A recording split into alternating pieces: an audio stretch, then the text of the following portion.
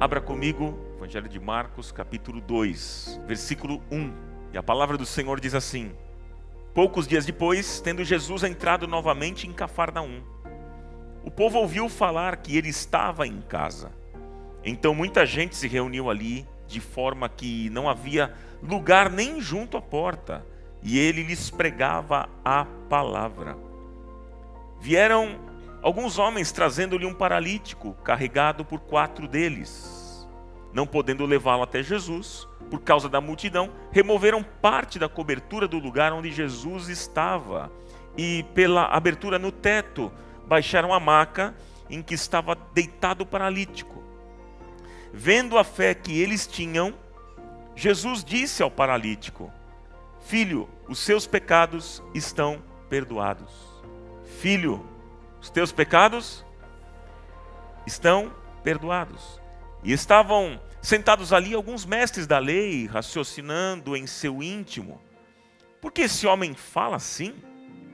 Está blasfemando. Quem pode perdoar pecados a não ser somente Deus? Jesus percebeu logo em seu espírito que era isso que eles estavam pensando e lhes disse: por que vocês estão remoendo essas coisas em seu coração? Que é mais fácil dizer ao paralítico: os seus pecados estão perdoados, ou levante-se e pegue a sua maca e ande? Mas para que vocês saibam que o Filho do Homem tem na terra autoridade para perdoar pecados, disse ao paralítico: eu lhes digo, levante-se, pegue a sua maca e vá para casa. Ele se levantou, pegou a maca e saiu à vista de todos que, atônitos, glorificaram a Deus, dizendo: nunca vimos nada igual. Aleluia! Louvado seja o nome do Senhor. Quer aplaudir, pode fazer isso. É a palavra de Deus. Amém, meus queridos irmãos. Como nós já vimos, temos tratado ao longo desta série, a palavra que mais expressa a ideia de saúde é equilíbrio. Uma pessoa saudável é alguém em equilíbrio. Uma pessoa saudável é alguém em equilíbrio. E isso nas 3 áreas da vida: física, psíquica e espiritual. E essas áreas, meus irmãos, se interrelacionam o tempo todo, pois nós somos pessoas inteiras. Você não é só corpo. Você não é só espírito, só alma. Você é corpo, alma e espírito. Nós somos corpo, alma e espírito. Está claro isso para nós ou não? Por isso, se uma área não vai bem, tudo é afetado e nós perdemos o equilíbrio. E desde que o pecado entrou no mundo, meus irmãos, todo o nosso ser foi afetado. Corpo, alma e espírito.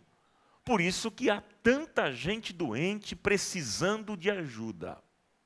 Pois é, mesmo nós, cristãos, nascidos de novo, regenerados, mesmo nós, sabe, queridos, nós não estamos completamente isentos. Porque lhes pergunto nessa noite: quem está bem aqui em todas as áreas da vida? Quem é que pode dizer: olha, eu estou super bem em todas as áreas da vida, a minha vida está redondinha, tudo certinho? Quem é que pode dizer isso? Não é verdade? Todos nós temos as nossas crises, as nossas lutas, as nossas dúvidas, questionamentos, aflições, dificuldades. Pergunto para você: você já em algum momento da vida se sentiu aflito? Quem aqui já se sentiu aflito? Deixa eu ver. É? Você já se sentiu abatido? Triste? Depressivo? O coração pesado? Sem coragem de avançar? Teve um irmão que levantou em todas. É isso aí. É. Quem de nós não é, pessoal? Todos nós. Isso faz parte do chão da vida. Isso faz parte da caminhada. E o paralítico aqui do texto, que nós acabamos de ler, estava nessa condição. E na época, não havia apoio médico ou social para as pessoas com deficiências em geral. Não havia. A única esperança era uma intervenção divina. Era a única esperança. Porém, o que me chama a atenção, meus irmãos, é que a ênfase do texto não está na paralisia física, está na paralisia espiritual. É isso que me chama a atenção nesse texto. Por isso que a primeira preocupação de Jesus foi tratar o coração deste homem. Antes de qualquer coisa, Jesus disse a ele, verso 5, os seus pecados estão perdoados. Os seus pecados estão perdoados. Antes de ele receber cura física, Jesus disse para ele, os seus pecados estão perdoados. Agora, a cura daquele homem não foi para mostrar que Jesus tinha poder para fazer paralítico andar. Não, meus irmãos, mas foi para validar a autoridade de Jesus de libertar as pessoas que estão amarradas espiritualmente. É claro, gente, que nem toda aflição que nós enfrentamos é fruto de pecado. Nem toda aflição. Jesus mesmo disse, no mundo tereis aflições. Tende bom ânimo, eu venci o mundo. Então, enquanto nós estivermos aqui, neste mundo, nós teremos aflições. Enfrentaremos lutas, dificuldades. Foi o que Jesus declarou. Agora, por outro lado, precisamos entender que todo pecado gera consequências na nossa vida. Isso é uma realidade. E o paralítico sofria sim. Por outro lado, o texto diz que ele tinha 4 amigos. Quantos amigos? Gente, como é bom ter amigo, hein? Como é bom ter amigos que nos carreguem no colo quando a nossa alma está paralisada, doente, quando nós nos sentimos frágeis, pequenos e nos encontramos sem saída. Como é bom ter amigos nesse momento. Todos nós, queridos, em algum momento da vida vamos precisar de amigos assim. Vamos precisar de amigos que nos carreguem no colo. Todos nós, em algum momento da vida. Eu me lembro muito bem do meu avô Valdemir. O avô Valdemir, pai do meu pai. Era um homem cheio de saúde, alegre, muito comunicativo, falava bastante. Agora vocês viram por quem que meu pai puxou, né? Era um homem assim, alegre, comunicativo, inteligente, forte, gostava de agradar os netos, demais. Ele morava em Curitiba e todo ano o meu pai fazia uma viagem conosco e nos levava a Curitiba para visitar os avós. E quando a gente chegava lá, meu avô reunia a turminha, os netos, e ele levava lá no centro de Curitiba, numa doceria, muito conhecida para a gente comer doce. Mas tem um detalhe, gente. Meu avô era diabético. E ele abusava muito do açúcar. Então o que ele fazia? Ele levava a gente para comer doce, e aí ele aproveitava aí, comia. E aí depois ele dizia o seguinte, olha, vocês não contem nada para a avó, hein? Vocês não falem nada. Ele abusava, porque minha avó era brava, era firme com ele nessas coisas. Porque diabetes é algo sério, sim ou não, gente? Pois é, e ele abusou muito. Só para vocês terem ideia, o meu avô, foi ele que me ensinou a fazer banana amassada com leite condensado e farinha láctea.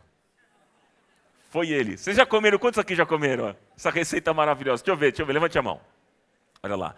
Quem não comeu, coma. Assim diz o Ronaldo. É bom demais, gente. É uma coisa boa. É que hoje eu estou mais controlado, viu, gente? Hoje eu estou mais controlado. Mas, agora, você imagina só. Ele fazia isso, meu avô me ensinou a comer assim, no café da manhã. E às vezes quando eu fazia isso em casa, minha mãe falava assim, filho, cuidado, isso é uma bomba calórica, filho. Mas aprendi com meu avô. A gente acordava logo cedo, cedinho, nas férias, né? 6:30 da manhã, de pé, eu e ele me levava para a cozinha, pegava a banana, amassava, farinha láctea, leite condensado e era 2 bananas. Eita, coisa boa, sustentava o dia inteiro. Mas como eu disse para vocês, ele era diabético, ele abusava no açúcar, e o que aconteceu é que chegou um tempo que ele teve um derrame, e ele ficou 7 anos numa cama sem falar e andar, gente. Foi um tempo difícil, agora ele estava dependendo das pessoas para carregá-lo no colo. E assim foi a vida dele, o final, ele foi definhando até a sua morte. Tenho boas lembranças do meu avô. Vocês já observaram aqui, né? Coisa boa. Era muito bom o tempo que a gente estava junto. Mas ele precisou de alguém que carregasse no colo. Eu lembro da minha história. Já contei para vocês já conhecem. Minha mãe também já contou, quando eu sofri um acidente aos 12 anos de idade. E eu fiquei engessado, meus irmãos, 9 meses. Quanto tempo?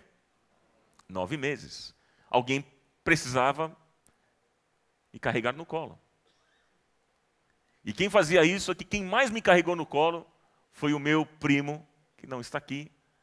Eu mencionei hoje o nome dele pela manhã, o Oswaldo Brandolis Júnior, é o nosso técnico de som.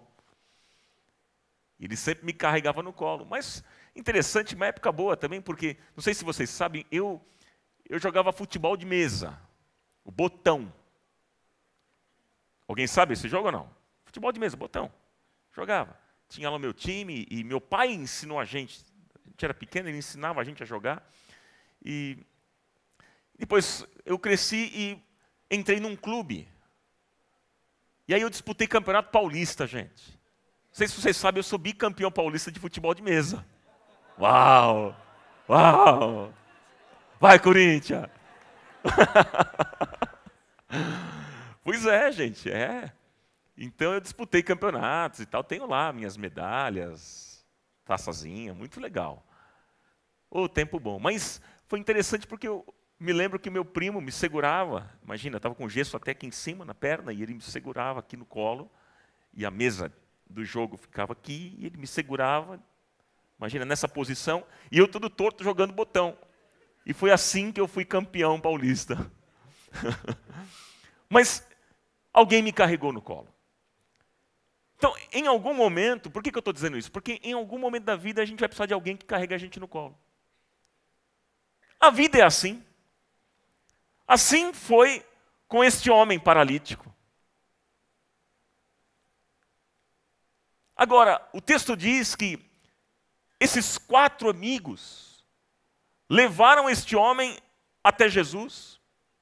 E o texto conta para nós que a casa estava cheia, não tinha como entrar. Eles subiram no telhado da casa, diz o texto, desceram doente no lugar onde Jesus estava.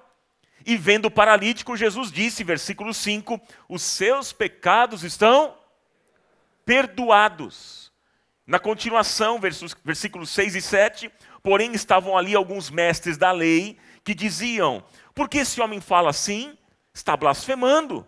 Quem pode perdoar pecados a não ser somente Deus? Gente, é muito interessante que quase sempre que Jesus realizava uma cura, algum tipo de conflito acabava surgindo. Era sempre assim. Quando Jesus realizava um milagre, uma cura, surgia um incômodo, um conflito. Os religiosos da época ficavam inquietos. E por quê, gente? Por que isso acontecia? Porque, por exemplo, Jesus curava no sábado. E a religião dizia que não podia curar no sábado. Jesus declarava o doente salvo. E a religião dizia que só Deus podia salvar. Então vocês imaginam o conflito que tinha na época. Enfim, Jesus ia, meus irmãos, além das convenções humanas. E eu queria, diante desse texto, dessa história, tirar algumas lições para a nossa vida. E se você quiser anotar, faça isso, porque vai abençoar você nesta noite. Amém, meus irmãos? Vou deixar com vocês 3 lições importantes diante desse texto. A primeira lição, anote, a fé não deve ser apenas individual, ela também deve ser comunitária. Você pode repetir isso? Está na tela. Vamos lá? a fé não deve ser apenas individual. Ela também deve ser comunitária. Esse é um conceito que em muitos lugares não se acredita nisso. Eu vou explicar melhor para você. Por que eu digo isso? Porque, meus irmãos, às vezes eu preciso que você creia por mim. Porque eu estou tão mal, estou tão triste, tão abatido, tão fragilizado, tão perdido, tão confuso, que eu preciso de ajuda para crer. Esse tipo de fé, de alguém crer pelo outro, é tão intolerável para algumas pessoas que elas dizem o seguinte: não, Ronaldo, cada um tem que ter a sua fé. Eu tenho a minha fé, você tem a sua fé, o outro tem a fé dele. Cada um na sua, cada um com a sua fé. Mas eu quero declarar a vocês essa noite que Jesus sempre aceitou uma pessoa crer por outra. Sabia disso ou não? Eu vou te mostrar biblicamente. Por exemplo, lá no Evangelho de Mateus, capítulo 8, você não precisa abrir não. Mateus, capítulo 8, apenas anote. Um centurião creu pelo seu servo que estava em casa sofrendo terrivelmente. E aí ele disse: Senhor, o meu servo está lá em casa doente. E Jesus respondeu: eu vou até lá. E então aquele centurião disse: não, Senhor, não precisa. Mande uma só palavra e o meu servo será curado. O que aconteceu, queridos? O centurião creu pelo servo e o servo foi curado. Alguém pode dizer um glória a Deus aí ou não? Quer ver um outro exemplo? Em Marcos, no capítulo 5, Jairo teve fé pela filha que estava morta e a filha ressuscitou. Quer ver um outro exemplo? 2 capítulos depois, Marcos, no capítulo 7, a mulher sirofenícia creu pela filha que estava com um espírito imundo e a filha foi curada. E na história que a gente leu, isso é muito claro. Na história que nós acabamos de ler, os 4 amigos tiveram fé pelo paralítico. Ah, meus irmãos, o próprio texto diz isso. Lá no versículo 5 diz o seguinte: e Jesus vendo a fé deles. E Jesus vendo... Veja, Jesus vendo a fé deles, não Jesus vendo a fé do paralítico. Jesus vendo a fé deles. Deles quem? Dos 4 amigos. Gente, e aqui eu tiro uma lição muito importante, queridos. Aqui há um ensinamento muito importante. É por isso que uma comunidade de fé é tão importante. É por isso que é importante nós sermos um corpo, caminharmos juntos, unidos, em um só coração, como é o tema da Comunidade da Graça neste ano de 2023. É importante, isso é igreja, isso é ser igreja. Por isso que é importante os pais serem amigos dos filhos, os filhos serem amigos dos pais, isso é importante. É importante nós termos relacionamentos, sermos amigos.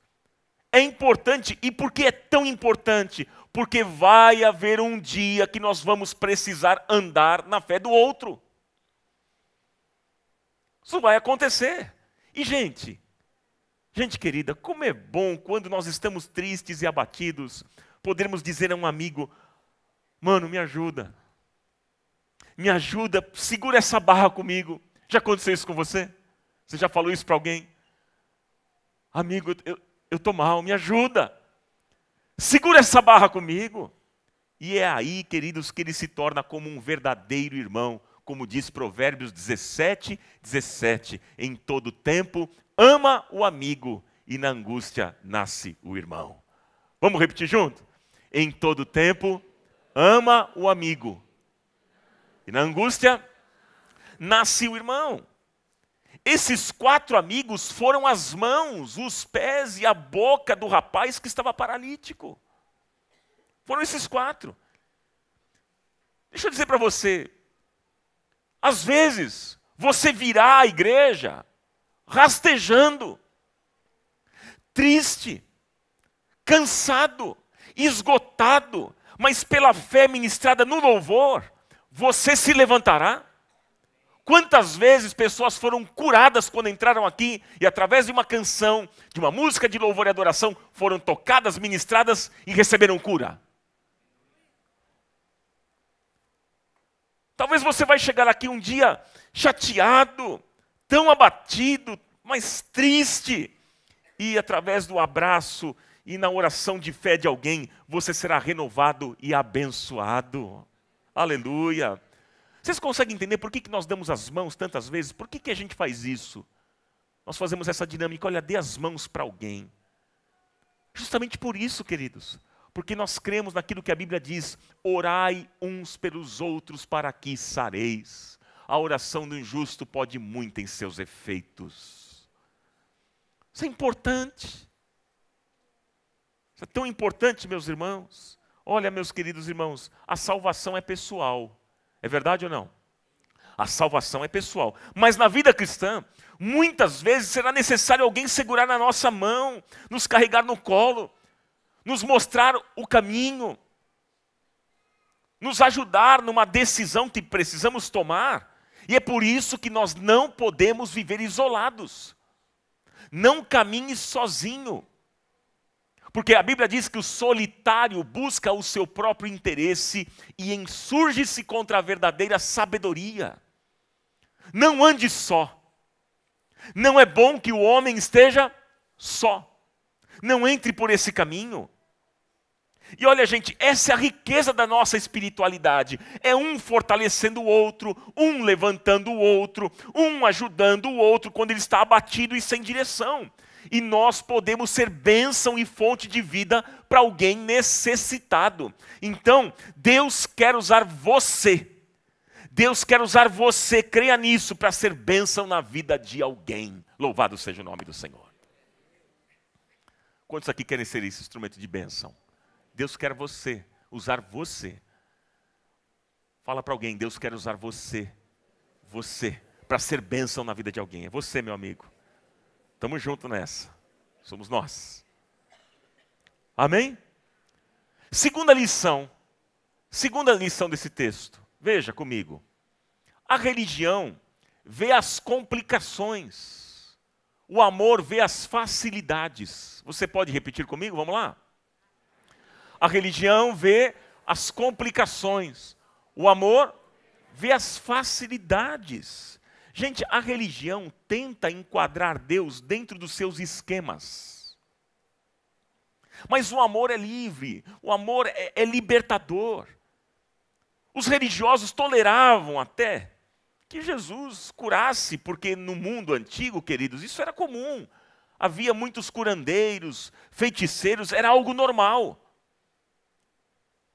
Ninguém se espantava com essas coisas. Não era essa questão. O estranho mesmo. O que causava conflito. O estranho era alguém libertar o outro do poder do pecado. Ou seja, levar as pessoas a serem verdadeiramente livres. Por quê, meus irmãos? Porque eles acreditavam que só Deus podia fazer tal coisa. E por isso os religiosos queriam mesmo limitar a atuação de Jesus dentro dos paradigmas deles, meus queridos. Ou seja, isso pode, porém aquilo não pode. Isso vai, porém aquilo não. Era assim. Mas o que me chama a atenção também nesse texto, queridos, é que esses 4 amigos foram criativos. Eles foram o quê? Eles foram criativos. O texto diz que, não podendo entrar com o paralítico pela porta, eles tiveram a grande ideia. Qual foi a ideia? Entrar pelo telhado da casa. E o que eu acho maravilhoso é que Deus valoriza a ousadia e a criatividade em favor dos outros. Isso é maravilhoso. Inclusive, queridos, Jesus sempre recusou cabrestos. Sempre, irmãos. Jesus era livre. E ele não aceitava as amarras dos religiosos. Não, queridos.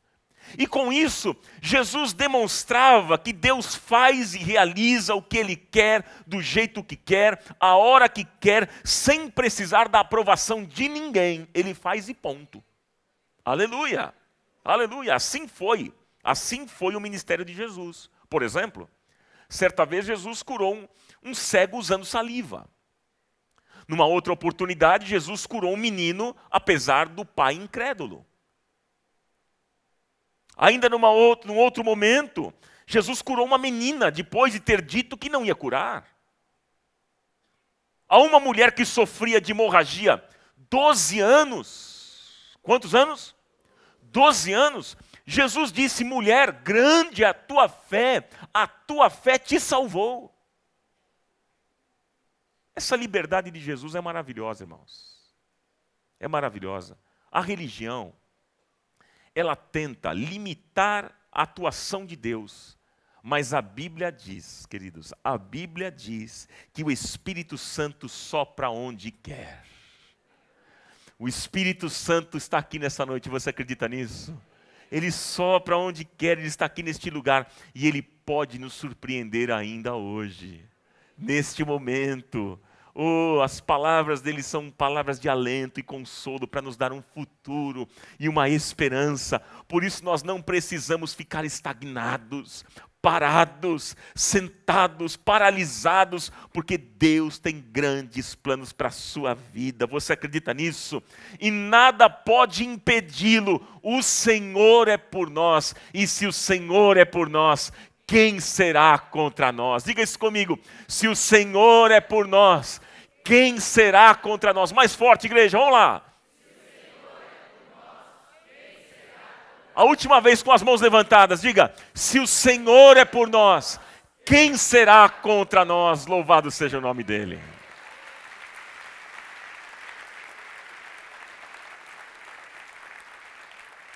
Agora, gente, a religião, de modo geral, baseia-se em méritos pessoais. Presta atenção nisso. A religião, em geral, baseia-se em méritos pessoais.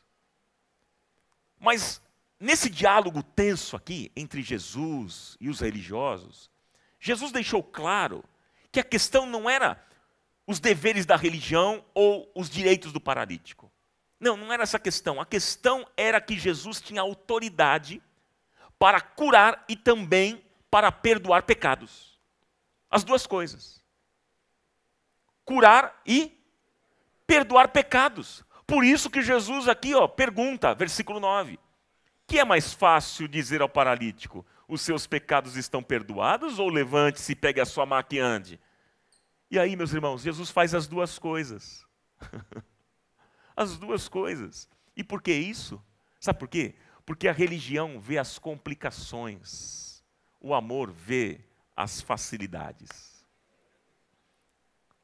Gente, quem ama não complica. Quem ama descomplica. Quem ama não complica os processos. Quem ama facilita. A religião atua a partir dos méritos.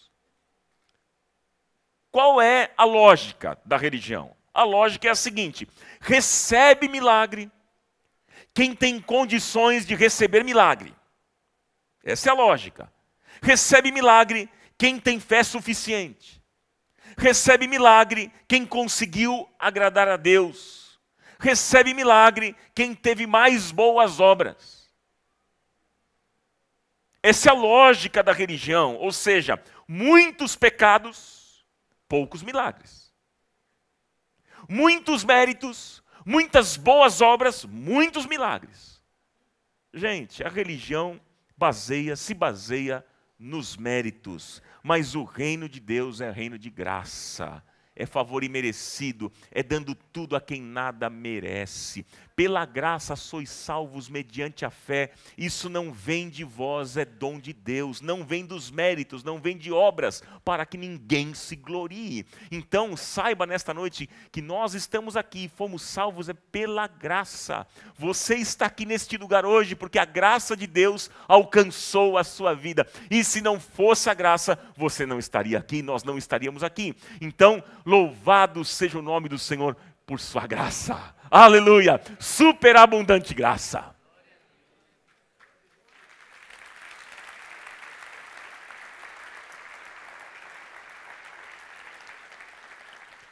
Agora veja bem, no verso 5, Jesus não disse ao paralítico assim, ó, os seus pecados serão perdoados.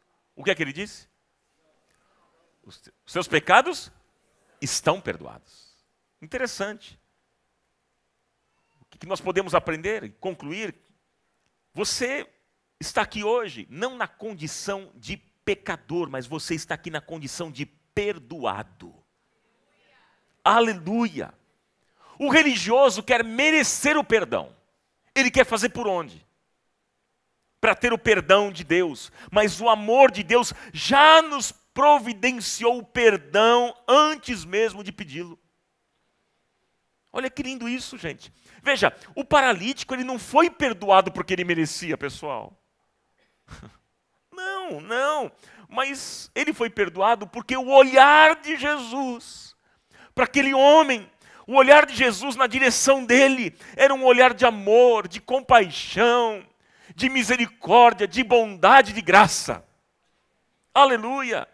Talvez os religiosos esperavam que Jesus fizesse uma investigação na alma do paralítico para saber por que ele estava naquela cama e se ele teria ou não o direito de ser curado.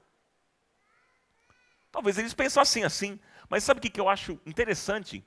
Que Jesus perdoa sem perguntar.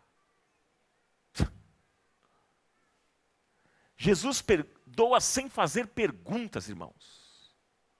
Interessante, que lindo isso. Isso mostra que a relação dele conosco não é de mérito. A relação dele conosco é relação de amor e de graça. Aleluia. Pode dizer amém a isso ou não? E aí Jesus disse ao paralítico, os seus pecados estão perdoados. Sem perguntar nada para ele. Os seus pecados estão perdoados. E Deus diz hoje a mim e a você, os teus pecados já estão perdoados em Cristo Jesus. Os teus pecados já estão perdoados em Cristo Jesus. Amém? Você acredita nisso? Amém, irmãos? Em Isaías 43, 25, Deus diz, eu mesmo sou o que apago as tuas transgressões por amor de mim, e dos teus pecados não me lembro. Este é o nosso Deus. Louvado seja o nome dele. Mas há uma terceira lição que eu vou deixar ao seu coração. Há uma terceira lição importante. O perdão dos pecados traz a cura. Você pode repetir comigo? Vamos lá. O perdão dos pecados traz a cura. O perdão dos pecados traz a cura. Jesus curou o homem fisicamente, mas principalmente o curou espiritualmente. Quando ele disse, os seus pecados estão perdoados. Gente, agora é importante que eu tenho para dizer, tenha muita atenção, muito importante. Queridos, a doença mais grave é o pecado.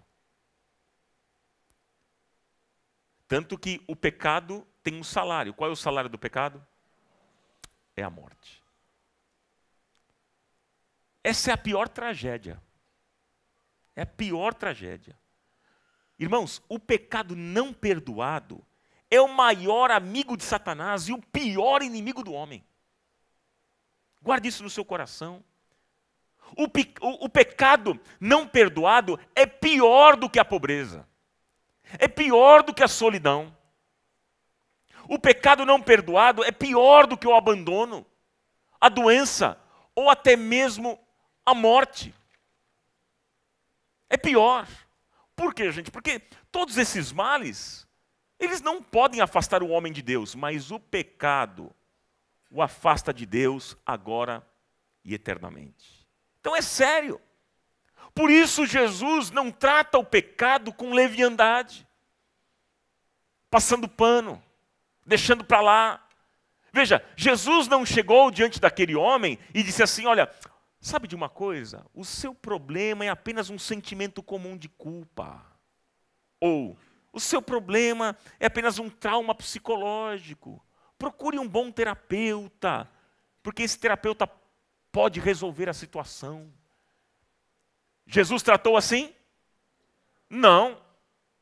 Jesus não tratou o pecado apenas como uma culpa da qual você pode despojar-se e jogar fora com facilidade. Está tudo certo.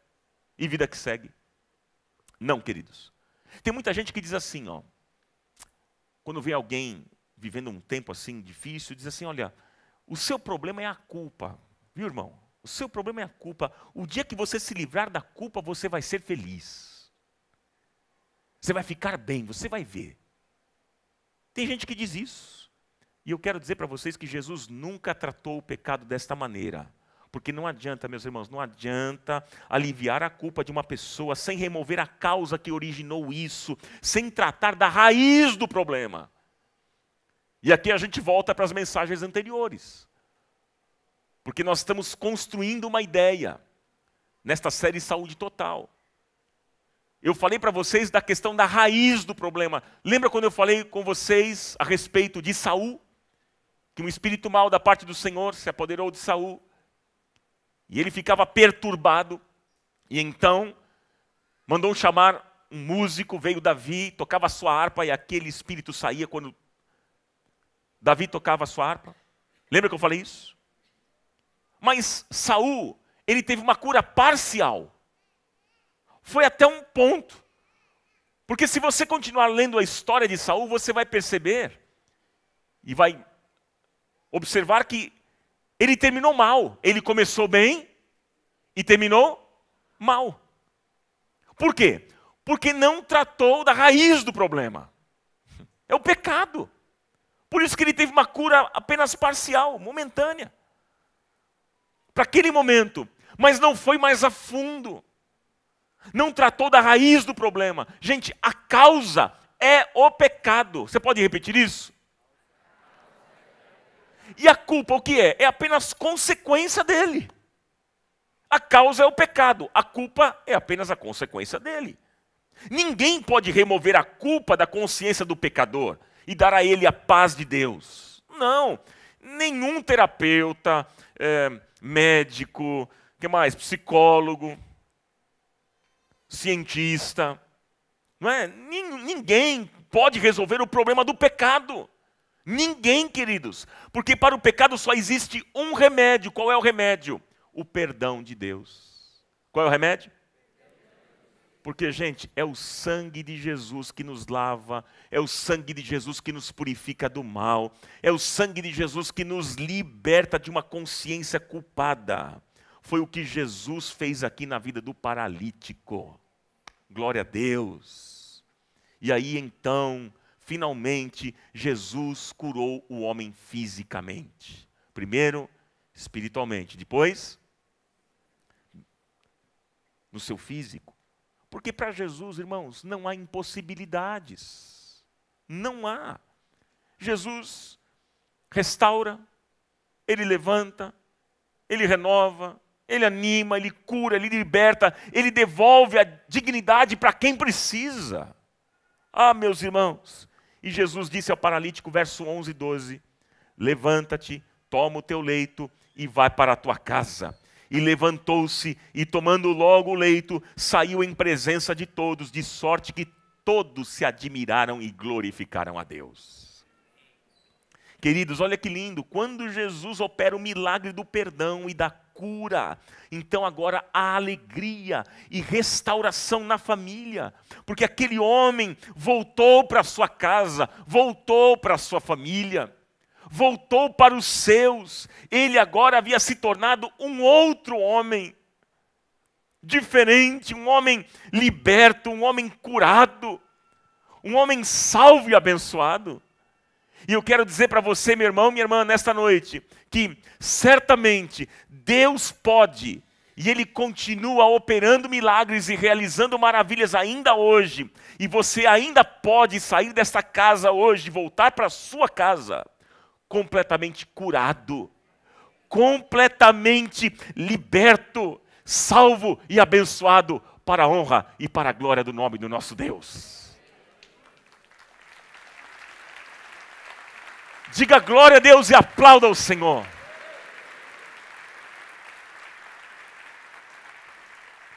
Para a gente finalizar, queridos, para a gente finalizar, preste atenção nesse final. Preste atenção. Veja, os amigos do paralítico o levaram até Jesus para ser curado. Não é isso que diz o texto? Eu pergunto para você, você conhece alguém que precisa de cura? Se você conhece alguém, o que é que você vai fazer? Você vai deixar por isso mesmo? Você vai deixar essa pessoa largada, abandonada, sofrendo? Ou você vai levá-la até Jesus? O que é que você vai fazer? Qual vai ser a sua atitude?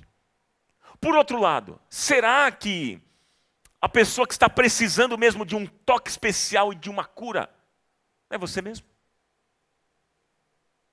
Pode ser você. Você pode ser essa pessoa. Será que há problemas que têm te mantido angustiado, aflito e sem esperança? Pense nisso. Sabe, talvez existam áreas na sua vida que precisam ser tocadas por Jesus. E Ele quer tocar hoje, nesta noite. Você acredita nisso? Talvez haja coisas amarradas na sua vida que precisam ser desatadas. Talvez existam pontos na sua vida íntima que só Jesus consegue ver e que precisam ser tratados. Talvez você esteja precisando voltar hoje para a sua casa curado, liberto, livre, salvo. Talvez a doença que você está carregando no seu corpo, preste atenção nisso. Talvez a doença que você carrega aí no seu corpo é fruto de pecado não confessado e abandonado. Talvez. Às vezes eu fico vendo pessoas, observando pessoas que vivem doentes. Você já viu isso? Sempre aquela pessoa está doente. Como é que está o fulano? Doente. Termina uma doença, já entra outra, e não tem fim. Não consegue desfrutar de uma vida abundante. Não consegue ter alegria no viver. Sempre está doente. Sempre. Tem alguma coisa errada. Tem algo mal resolvido. Que precisa ser visto e considerado. Pode ser até um pecado não confessado e não abandonado. Pode ser. É aquilo que Davi mesmo declarou. Davi no seu pecado, lá no Salmo 32, ele disse, enquanto eu me calei, dizia ele, envelheceram os meus ossos. Era doença, era dor. Enquanto eu me calei, envelheceram os meus ossos, pelos meus constantes gemidos todo dia, vivia doente. Todo dia, quanto me calei. Querido, sabe por quê? Porque a alma grita no corpo. Preste atenção nisso, e eu quero dizer para você, meu irmão, minha irmã, não engula esse veneno em nome de Jesus. Não engula esse veneno, porque veneno na vida não se joga para dentro, se coloca para fora. Seja liberto em nome de Jesus. E a Bíblia diz, Provérbios 28:13, a Bíblia declara, quem esconde os seus pecados não prospera, mas quem os confessa e os abandona, encontra misericórdia. Diga aleluia. 1 João 1,9 diz, se confessarmos os nossos pecados, Ele é fiel e justo para nos perdoar os pecados e nos purificar de toda injustiça. de toda injustiça. Eu tenho uma boa notícia para você, meu irmão, minha irmã. A boa notícia é que Jesus está aqui nesta noite. Jesus está aqui neste lugar e Ele quer te curar da pior doença que existe e que leva à morte eterna. O pecado, Ele quer te curar. Ele quer tratar na raiz do problema. Pecado. E Ele quer te dar uma nova vida. Um novo coração. Fazer você um novo homem, uma nova mulher. Agora, você tem a oportunidade de entregar o teu caminho ao Senhor, entregar a sua vida a Jesus, e você vai receber a maior cura que alguém pode experimentar. Essa é a maior cura que alguém, é o maior milagre que a gente pode receber. E a partir de hoje, você será uma pessoa diferente, uma pessoa salva, uma pessoa liberta, curada, transformada e abençoada para a glória de Deus. E que assim seja. Louvado seja o nome de Jesus.